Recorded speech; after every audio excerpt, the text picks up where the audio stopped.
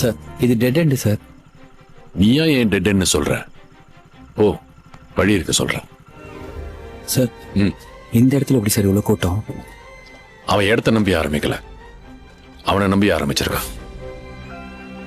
அவன் எங்க கடை வச்சாலும் கூட்டம் அவனை தேடி வரும். எப்படி இருக்கு? சூப்பரா இருக்கு, செமையா இருக்கு. இப்ப புரியுதா ஏன் இவ்வளவு கூட்டம் வருதுன்னு?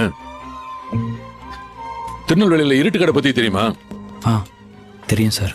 ஒரு காலத்துல கோயில் எதிர்த்தாப்புல கரண்டே இல்லாம இருட்டுல ஆரம்பிச்சது, அதனாலதான் பேர் இருட்டு கடை.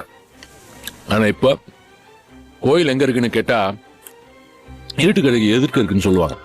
ஒருத்தன் நினைச்சா தன் திறமையால ஒரு லேண்ட்மார்க்கே மாத்த முடியுன்றதுக்கு அது உதாரணம்.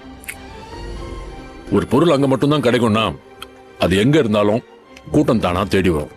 இதோ இந்த மாதிரி பூவை தேடிதான் எப்பவும் வண்டு வரும், வண்டை தேடி பூ போவாது.